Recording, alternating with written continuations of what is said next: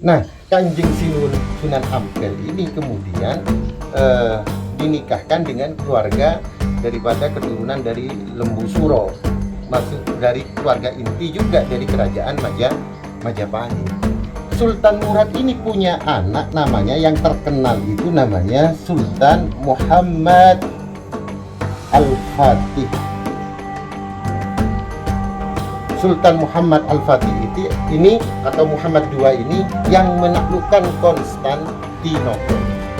Sunan Ampel ini adalah ponakan daripada Maharaja Kerajaan Adidaya, Kekhalifan Adidaya ketika itu.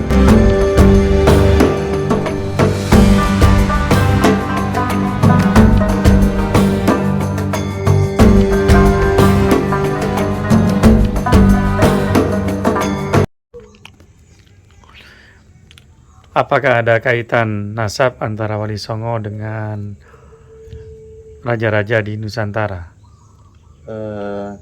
Wali Songo dengan raja-raja Nusantara ini menjadi dua fase ya. Kaitan Wali Songo dengan raja-raja di Nusantara. Raja-raja atau kerajaan setelah Wali Songo hampir semuanya adalah keturunan daripada Wali Songo. Kenapa bisa begitu? Karena Wali Songo ini terikat perkawinan dengan raja-raja kerajaan-kerajaan itu, dengan keluarga kerajaan-kerajaan itu, sehingga generasi seterusnya dari kerajaan-kerajaan ini adalah anak cucu dari Wali Songo, begitu ya. Contoh misalkan kerajaan Demak ya sudah pasti, terus Pajang, kemudian Mataram yang sekarang menjadi kerajaan Surakarta dan Kesunanan Surakarta dan Kesultanan Yogyakarta. Jadi dua kerajaan yang masih sekarang masih kita bisa saksikan bersama ini adalah masih keturunan Wali Songo, sehingga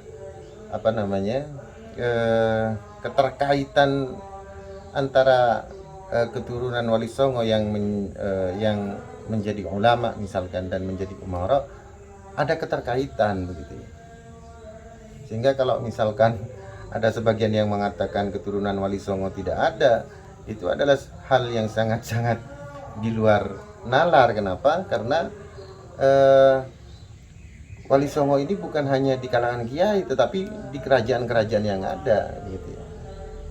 Seperti yang saya katakan tadi, Yogyakarta, Surakarta, bahkan Palembang, Kesultanan Bangkalan, Kerajaan Madura Barat, semuanya Sumenep, Kerajaan Sumenep, dan Ternate, Tidore, semuanya masih berkaitan dengan adalah masih keturunan daripada Mbah Sunan Wali Songo. Sehingga kalau dikatakan keturunan Wali Songo nggak ada, itu adalah suatu hal yang tidak bisa dinalar gitu ya.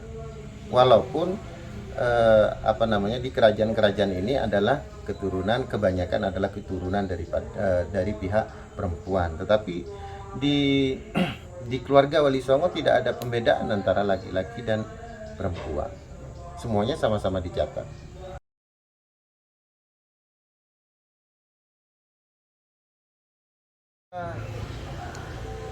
Wali Songo adalah asing ya, yang datang ke Nusantara ini bisa diterima karena Wali Songo ini adalah bukan orang sembarangan begitu ya. Jadi bukan dari keluarga yang kemudian ada orang pendakwa datang ke Nusantara ujuk-ujuk, apalagi kemudian mengawini keluarga inti daripada dinasti. Kalau bukan Wali Songo ini adalah dari keluarga yang penting, tentunya itu adalah hal yang sangat sulit ketika itu ya, karena kerajaan Nusantara apalagi Majapahit ini adalah kerajaan adidaya ketika itu, sehingga ketika menerima menantu misalkan ketika itu ya, namanya juga kerajaan kan juga ya, adalah ada kaitan politik ketika itu, kerjasama politik waktu itu, dan sang menantu ini pasti adalah orang-orang penting di masanya. Contoh misalkan Basunan Giri misalkan. Basunan Giri ini ayahnya menikah dengan putri dari Raja Belambangan begitu ya. Raja Belambangan. Jadi bayangkan ketika itu, jadi Sunan Giri ini selain beliau itu adalah dzurriyyah dari Rasulullah Sallallahu Alaihi Wasallam, beliau adalah anak turun daripada raja-raja di Nusantara ini. Kalau kita urut, beliau ini adalah ibunya ini adalah keturunan langsung dari Prabu Hayam Wuruk, Maharaja Kerajaan Majapahit. Jadi ketika kita ini nyekar misalkan ke ziarah ke makbarah beliau Sunan Giri, yang diziarahi ini bukan hanya sebagai dzurriyyah Rasulullah saja, tetapi juga anak cucu raja-raja Nusantara, raja-raja kita. Bahkan adalah keturunan ibunya adalah keturunan langsung dari Prabu Hayam Wuruk. Jadi Prabu Hayam Wuruk ini punya anak Bri Wirabumi yang yang perang Parekrek itu. Bri Wirabumi ini punya anak Bri Pakambangan. Bri Pakambangan ini punya anak ibunya daripada Sunan Giri. Nah, Sunan Ampel sendiri ya, Sunan Ampel misalkan dan Sunan Giri. Di atasnya Sunan Ampel ini kenapa bisa diterima di kerajaan Majapahit? Nah, kalau kita mengaca ke beberapa sumber begitu ya. Kalau kita menarik lagi ke atas generasi kakek daripada Wali Songo begitu ya. Jadi ada sambungan yang luar biasa begitu ya. Sehingga Wali Songo ini diakui oleh dunia ini karena memang kaitannya bukan hanya dengan kerajaan-kerajaan Nusantara, tetapi juga dengan kerajaan-kerajaan di luar ketika itu, kerajaan-kerajaan dunia. Nah, ketika itu yang menjadi kerajaan adidaya ya. Ketika itu ada dua kekuatan besar selain Majapahit juga ada Utsmaniyah di Turki, Kekhalifan Utsmaniyah. Nah, kalau kita merunut silsilah daripada Sunan Ampel atau Sunan Giri atau Sunan Wali Songo, maka tidak akan terlepas dari pengaruh kerajaan-kerajaan besar di masa lalunya. Contoh misalkan kita ambil dari Singasari. Singasari ini sudah membangun relasi dengan Abbasiyah. Nah, bahkan pangeran-pangeran dari Abbasiyah ini kemudian dinikahkan dengan keluarga inti daripada Singasari yang melahirkan kemudian sampai kepada Sunan Kalijaga ini. Nah, jadi beliau itu Sunan Kalijaga itu adalah anak daripada keturunan daripada Abdullah ibnu Abbas. Sayyidina Abbas ini paman Rasulullah Sallallahu Alaihi Wasallam. Abdullah ibnu Abbas ini mengarang satu tafsir namanya Tanwirul Miqbas, sebuah tafsir yang kita kenal di Nusantara ini dengan tafsir Ibnu Abbas. Nah, beralih kemudian di era Majapahit gitu ya, menjalin relasi kuat dengan kerajaan Utsmaniyah. Bahkan bukan hanya relasi tetapi perkawinan. Oleh sebab itu kenapa Wali Songo ini kemudian banyak menikah dengan keluarga inti kerajaan, karena ada ikatan kuat ini, dinasti ini. Contoh misalkan kita lihat Wali Songo ini masih sebetulnya ini masih belum masih prematur untuk dibuka ya, tetapi kita tampilkan sedikit saja. Di zaman Sultan Muhammad I atau Sultan Abdul Hamid gitu ya. Sultan Abdul Hamid atau kita kenal dengan nama Sultan Muhammad I misalkan. Beliau itu punya anak Sultan Murad. Jadi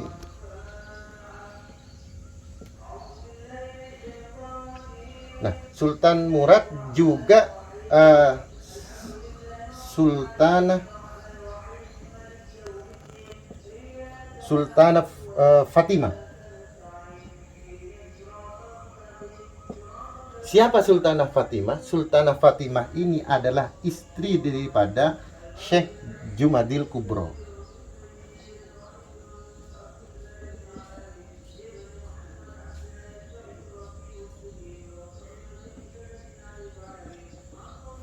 Nah, penyebaran Islam ini dimulai ketika Sultan Abdul Hamid ini. Kalau kita membaca manuskrip di Madura ya, beliau ini disebut sudah Sultan Abdul Hamid ini. Nah, beliau punya anak Sultanah Fatimah yang menikah dengan Syekh Jumadil Kubro. Nah, Syekh Jumadil Kubro ini misalkan yang ke Basunan Ampel punya anak namanya Ibrahim Asmoro.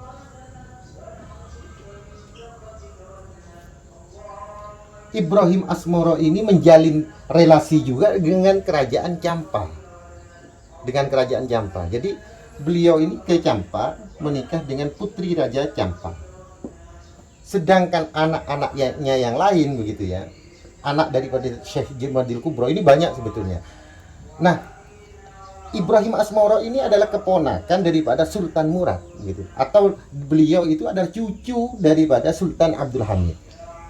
Nah, oleh sebab itu anak-anak daripada Syekh Jumadil Kubro ini kemudian dinikahkan dengan menjalin pernikahan politik, yang Ibrahim Asmoro menikah dengan putri Campa, yang dua anaknya kemudian menjadi gubernur di Madinah dan juga di Makkah.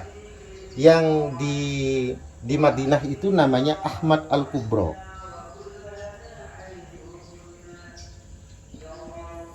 Ahmad Al-Kubro ini mengambil gelar ya ketika itu namanya Maulana Tajuddin. Jadi ada nama asli, ada nama The King, dan orang Madura juga ada nama gelar Maulana Tajuddin. Ini adalah gubernur Madinah.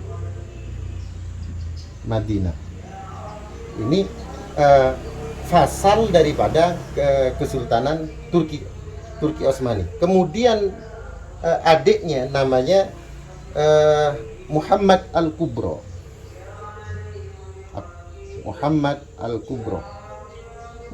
Ini mengambil gelar Taqiyuddin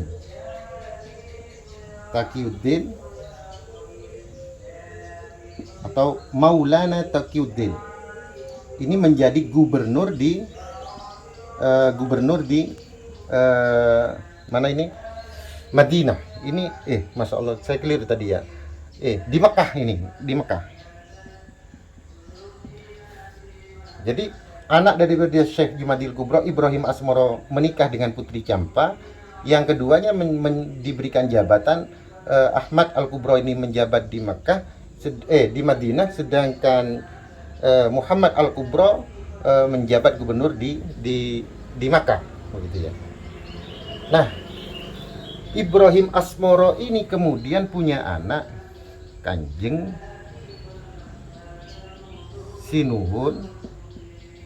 Suhunan. Jadi dulu itu disebutnya Suhunan Ampel. Nah, Kanjeng Sunan Ampel ini kemudian dinikahkan dengan keluarga daripada keturunan dari Lembu Suro, masuk dari keluarga inti juga dari kerajaan Majapahit, begitu ya. Jadi Sunan Ampel ini tidak ujuk-ujuk kemudian diambil menantu oleh keluarga kerajaan inti Majapahit. Kalau beliau bukan seorang tokoh, sehingga Wali Songo ini tidak bisa dipungkiri. Kalau ada yang mengatakan Sunan Wali Songo itu fiktif, itu adalah suatu hal kesalahan fatal, karena beliau ini keterkaitannya dengan dinasti dunia, bukan hanya dengan raja-raja Nusantara. Nah, Kanjeng Sunan Ampel ini memang cucu daripada cicit daripada Sultan Abdul Hamid. Nah, Sultan Murad ini punya anak namanya, yang terkenal itu namanya Sultan Muhammad Al-Fatih. Sultan Muhammad Al-Fatih ini atau Muhammad II ini yang menaklukkan Konstantinopel. Jadi sehingga beliau dihargai di Majapahit. Terjalin erat antara hubungan Majapahit dengan kerajaan Ottoman, sehingga Wali Songo ini bukan hanya mewarisi bahkan mewarisi darah-darah genetika agung di dunia ini, begitu ya. Jadi itu sebagian. Nah, keturunan-keturunan dari ini Sunan Ampel ini punya kakak namanya Raja Pandito. Raja Pandito ini ketika masa kecilnya ada di Banyu Biru.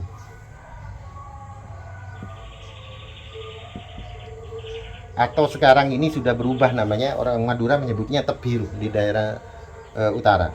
Nah, ketika sudah menginjak, beliau punya anak namanya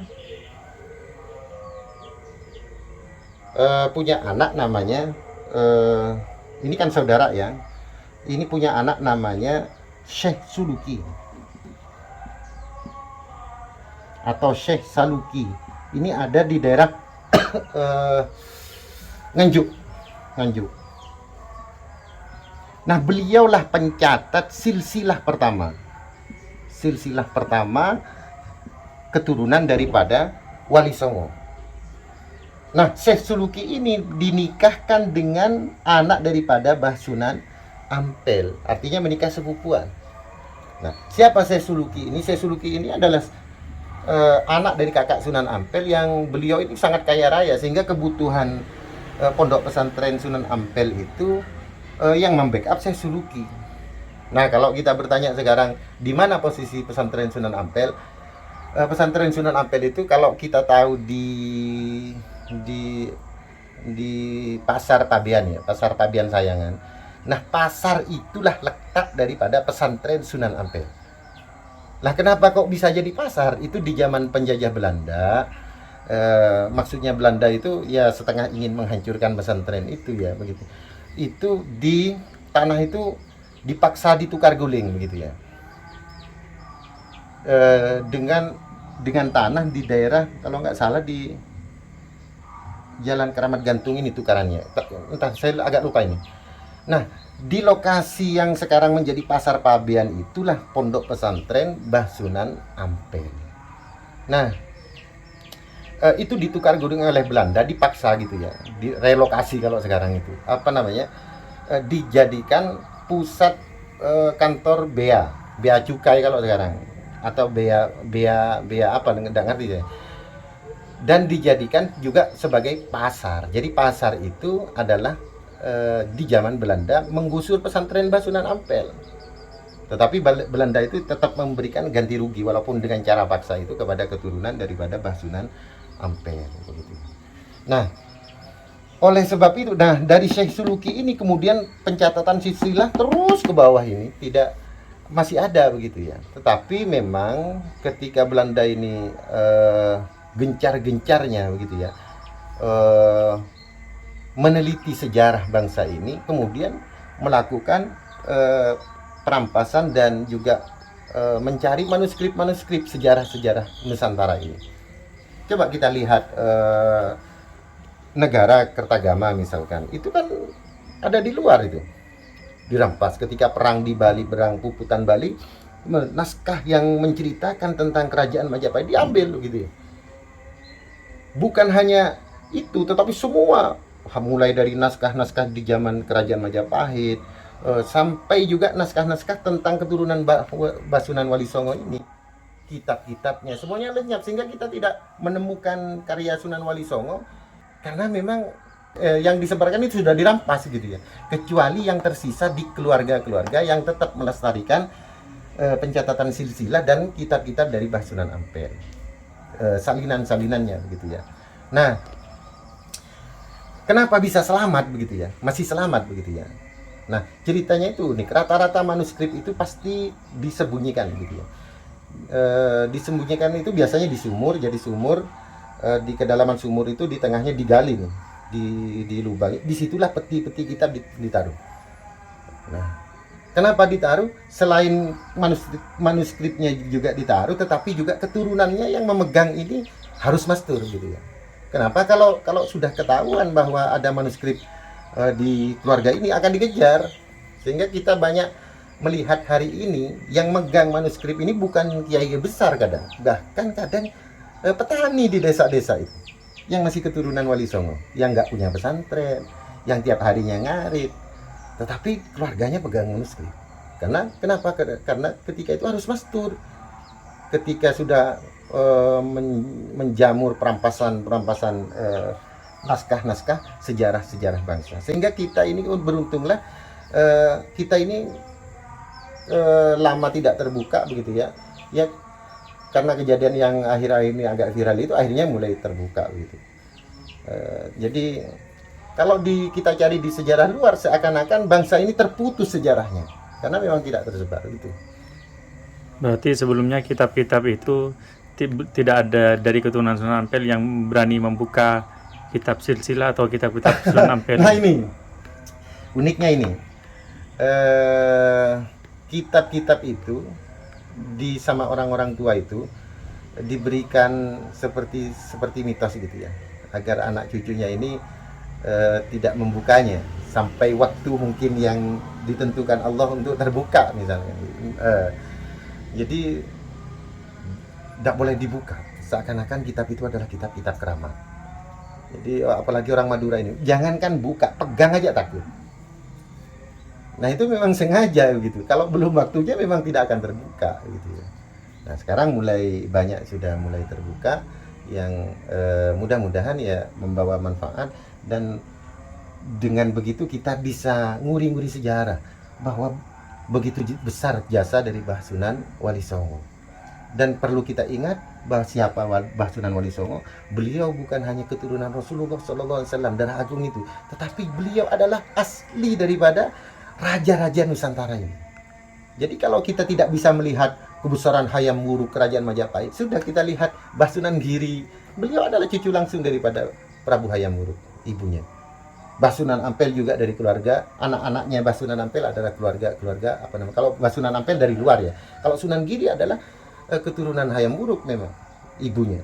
Kalau Mbah Sunan Ampel kan dari luar, hanya istrinya yang dari keluarga Kerajaan Majapahit. Ya. Otomatis anak-anak Mbah Sunan Ampel ini kemudian keturunan daripada raja-raja di Nusantara ini. Nah, ke bawahnya lagi ini kemudian Mbah Sunan Ampel istrinya menjadi anak daripada Mbah Sunan Ampel ini menjadi istri daripada Raden Fata, Raja Demak. Bersambung lagi ini berkaitan dengan kerajaan lagi. Terus sampai ke Pajang, terus sampai ke Mataram. Mataram ini. Bagaimana kita menafikan silsilah itu? Karena itu adalah berkaitan dengan kerajaan semuanya. Jadi saya kira itu. Selain raja-raja di Pulau Jawa, ada tidak yang di Nusantara di luar Pulau Jawa yang berkaitan dengan Sunan Ampel atau contohnya Wali Songo? misalkan di kami aja. Kami ini juga ada hubungan dengan kerajaan Ternate ya. Manuskripnya masih ada. Jadi salah satu mbah buyut kami ini namanya Muhammad Ad-Darwis. Beliau menulis satu naskah kitab masalah Thariqat Sattoriyah. Jadi Thariqah Sattoriyah ini adalah thariqah warisan daripada Mbah Sunan Ampel. Jadi beda-beda ini madhabnya ya.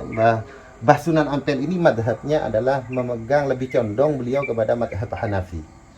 Dengan di manuskrip itu ya. Mbah Sunan Ampel ini condong kepada madhab Hanafi, sedangkan Mbah Sunan Giri dan lain-lainnya lebih kepada madhab Syafi'i. Jadi sedangkan thariqah daripada Mbah Sunan Ampel ini adalah Sattoriyah, termasuk kemudian dari ada buyut kami ini dari Kesultanan Ternate itu mengarang satu kitab tentang thariqah Sattoriyah.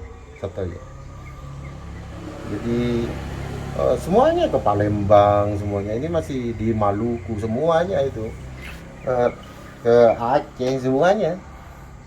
Kalau di luar Nusantara? Keluar sana Nusantara misalkan siapa itu Brunei Darussalam, itu masih keturunan dari sisi ibunya masih keturunan Mbah Sunan Giri, kerajaan Kesultanan Brunei itu. Di Kalimantan kesultanan banyak daripada kesultanan keturunan daripada Mbah Sunan Giri, sehingga anak cucunya ini banyak menjadi raja-raja, sehingga tidak bisa dinafikan begitu ya. Jadi yang bersifat kesultanan ada yang dari jalur laki-laki langsung, ada juga yang dari perempuan begitu. Berarti silsilah keturunan Wali Songo itu saling terkonfirmasi antar dinasti Oh kerajaan. iya, keturunan Wali Songo saling terkonfirmasi karena pencatatannya ada dua arah gitu. Selain dicatat di dinasti, di kerajaan, karena berkaitan dengan dinasti silsilah itu, sehingga dia menjadi catatan resmi karena catatan kerajaan karena berkaitan dengan dinastinya.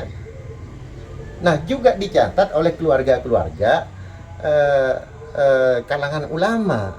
Nah, kalangan ulama ini bukan tidak ada darah kerajaan, ada, tetapi kemudian beliau itu karena apa namanya keluar dari keraton, kemudian kebanyakan menjadi ulama, sehingga kita lihat ciri-ciri pesantren itu yang mengabadikan budaya adiluhung daripada kerajaan-kerajaan Nusantara.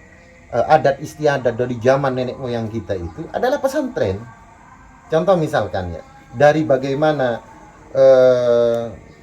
di Madura aja ya, bapak, bapu, guru, rato. Bagaimana kita ini orang tua, ayah dan ibu adalah orang tua bagi anak. Guru menjadi orang tua daripada murid. Ratok menjadi orang tua daripada rakyat. Sehingga perlakuan anak kepada orang tua harus dijaga benar. Ayah dan ibu adalah orang tua bagi anak, guru orang tua bagi murid, dan raja orang tua bagi rakyat. Sehingga perlakuan anak kepada ayah ibu ya harus harus luar biasa takdimnya. Kenapa? Karena di Quran itu Allah menyandingkan ketaatan, berlaku baik kepada kedua orang tua ini dengan keimanan dan ketakwaan. Dengan keimanan.